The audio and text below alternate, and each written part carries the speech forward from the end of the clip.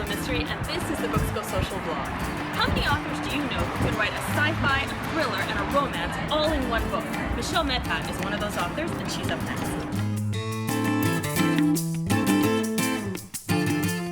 So Connected the Call is very much a spy thriller, but it has got sci-fi in it as well.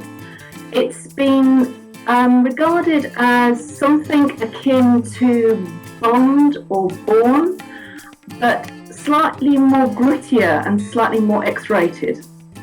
The Shift is part 2, and that is very much a blend of sci-fi with spy thriller, but very much a romantic element to it as well. It's very unusual in that there is all this spy thriller stuff going on, but you've also got an underlying element of sci-fi that is actually questioning the very meaning of a life itself and why life is the way it is.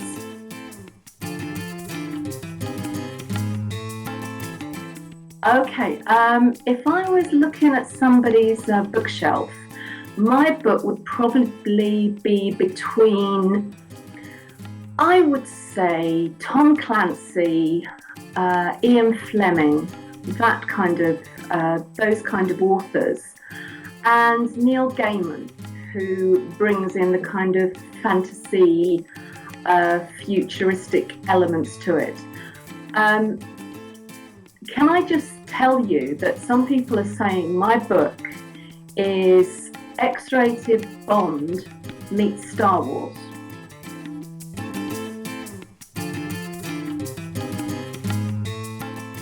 They're exhausted. Because if they read literally from the call to the shift to that very end point, they will be shattered. They will be exhausted. They will be exhilarated. They will have felt like they've gone on a never-ending fairground ride that has had so many peaks and troughs. They just don't know whether they're upside down, round the corner, or somewhere in the 25th century.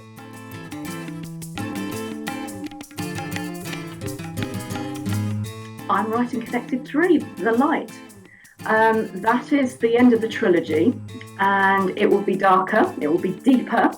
It is very much an investigation into how people can quickly be manipulated by someone who appears to be good, but is actually extremely evil. However, what he's trying to do, or his motives, are actually very, very good. It does follow on from the end of The Shift, and it is bringing together two major aspects. One is the energy crisis and what happens if somebody solves it, and two, a major movement that actually brings the world together as one, but for all the wrong reasons. So the whole aspect of good and evil is reversed.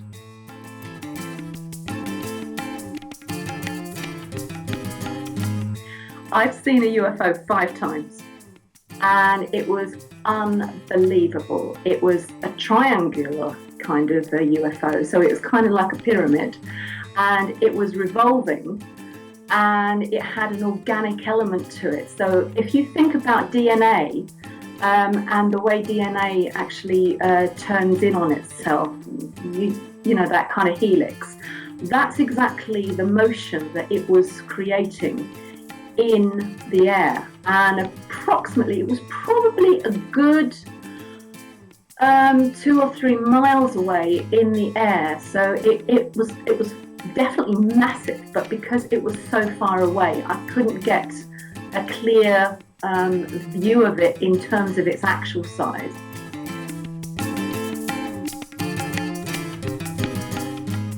That's it for this episode of the Books Go Social blog, but do me a favor, could you hit the subscribe button up here so you get every episode from now on? I'm Angela Misri, thanks for watching.